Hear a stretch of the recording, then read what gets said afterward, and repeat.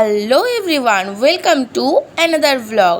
আশা করি সবাই ভালো আছো আর আমিও কিন্তু অনেক ভালো আছি। আর জানো তো, সময়ের অভাবে আমি আমার ভিডিওতে ইন্ট্রোই মারিনি। তো যাই হোক, সবাই একটু ম্যানেজ করে নাও আর ভিডিওটা দেখতে থাকো। তোমরা দেখতেই পাচ্ছ আজকে ভিডিওটা কিন্তু একটু অন্যরকম হতে চলেছে। অন্যরকম মানে সত্যি অন্যরকম। আসলে আমার অনেক দিনের ইচ্ছা ছিল যে আমি বাড়িতে রাধাকৃষ্ণ পাতবো। আর তোমরা অনেকেই জানো যে আমার বাড়িতে তো গোপাল আছেই, তার পাশাপাশি আমি রাধাকৃষ্ণটাও পাততে চাই। এটা আমার জীবনে একটা বড় ইচ্ছা ছিল বলতে পারো।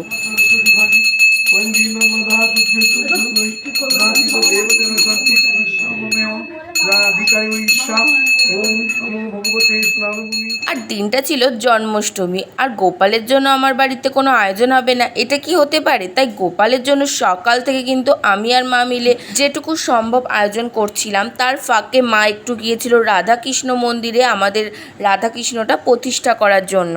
আর এদিকে কিন্তু বাড়িতে আমি তালের বড়া করছিলাম, যেটা গোপালের ভীষণ ফেভারিট। তার মাঝখানেও লুচি সুজি এগুলো তো করেইছি। যাই হোক, আর আমি কিন্তু মন্দিরে যাইনি, কারণ আমরা দুজনাই যদি মন্দিরে যাই তাহলে বাড়িতেই আয়োজনগুলো কে করবে। আর যেহেতু আমি যেতে পারিনি, তার জন্য মাকে বলেছিলাম কিছু ভিডিও করে আনতে, যেগুলো আমি তোমাদেরকে দেখাতে পারি। আর জানো তো, এই রাধাকৃষ্ণ দুটো আমার বাড়িতে অনেক দিন আগেই আনা ছিল, কিন্তু কিছু সমস্যা, কিছু কারণের জন্য আর প্রতিষ্ঠাই করা হচ্ছিল না। আর একটা কথা তো আমি ভীষণ পরিমাণে মানি, যে ভগবান না চাইলে কোনো কিছুই হয় না। হয়তো ভগবান চাইছিল না, তাই হয়তো এতদিন আর প্রতিষ্ঠা করাই হয়নি। তাই আজকে এই জন্মাষ্টমীর দিনে আমার বাড়িতে রাধাকৃষ্ণ প্রতিষ্ঠা করেই ফেললাম। এদিকে দেখো, মা কিন্তু রাধাকৃষ্ণ প্রতিষ্ঠা করে বাড়ি চলেই এসেছে। তারপর সুন্দর করে সিংহাসনে সেটাকে সাজিয়েও দিয়েছে। আর এদিকে দেখো, গোপালের জন্মদিন বলে কথা, আর গোপালকে সুন্দর করে মা অভিষেক করিয়ে নিচ্ছিল।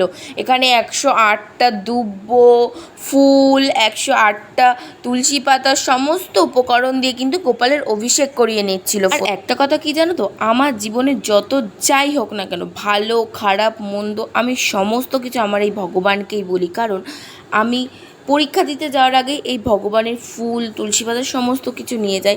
কারণ আমার একটা বিশ্বাস যে আমার যদি কিছু হয় তাহলে হয়তো এই ভগবানই আমাকে রক্ষা করবে। আর সবথেকে বড় কথা, যে আমরা ভগবানের কৃপায় সবাই ভালো আছি, সুস্থ আছি, এটাই আমাদের কাছে অনেক বড় পাওয়া। চলো আজ তোমাদের একটা ভগবান শ্রীকৃষ্ণের বাণী শোনাই। অপেক্ষা আর ধৈর্য করতে শিখো, কারণ সহজে পাওয়া জিনিস জীবনে বেশি দিন থাকে না।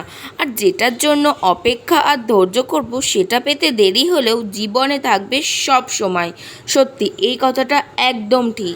আর একটা শ্রীকৃষ্ণের বাণী আমার ভীষণ পরিমাণে ভালো লাগে, সেটা হচ্ছে, আমি বিধাতা হয়েও বিধির বিধান বদলাতে পারিনি। আমি চেয়েছিলাম রাধাকে, আমাকে চেয়েছিল মীরা, আর আমি হয়েছিলাম রুক্মিণীর। তো এই বাণীটা থেকে একটা জিনিসই শেখা যায়, যে আমরা জীবনে যাই চাই না কেন সেটা কিন্তু সবসময় আমরা পাই না। এই রে, এদিকে দেখো, তোমাদেরকে কৃষ্ণের বাণী শোনাতে গিয়ে আমার গোপালকে কিন্তু মা একদম রেডি করে দিয়েছে।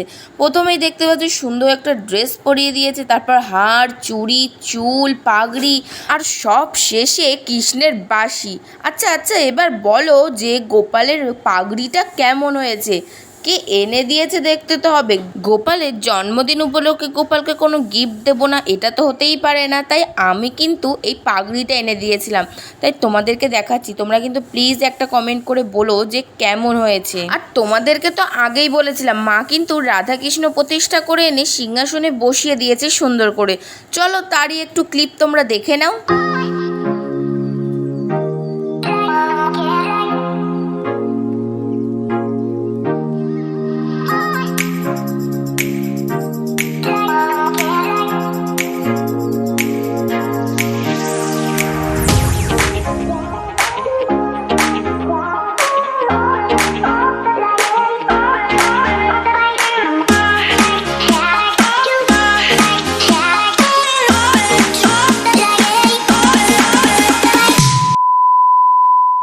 আজকে হচ্ছে বাড়িতে জন্মাষ্টমী পুজো। সকাল থেকে অনেক কাজকর্ম করেছি, আমি আর মা মিলে সমস্ত আয়োজন করেছি।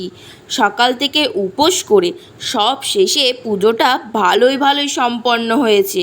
চলো এবার তারই কিছু ক্লিপ দেখে নাও। আর এটা কিন্তু মা সন্ধেবেলা পুজো করতে বসেছে, কারণ সারা দিন উপোস করে আমি আর মা মিলে সমস্ত আয়োজনগুলো করেছি। আর সন্ধেবেলা মা প্রত্যেক বছর এই সন্ধেবেলাতেই পুজোটা দেয়। তো চলো তারই ক্লিপ একটু দেখে নাও তোমরা।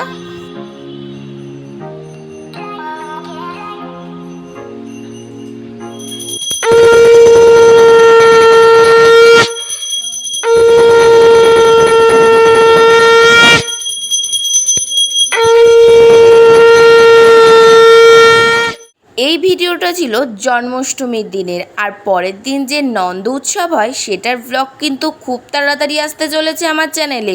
আর যারা যারা চ্যানেলটা এখনও সাবস্ক্রাইব করোনি তাড়াতাড়ি সাবস্ক্রাইব করো আমার ভিডিওগুলো দেখার জন্য। সো আজকে এই পর্যন্ত, দেখা হচ্ছে আবার নতুন একটা ব্লগ নিয়ে। টাটা।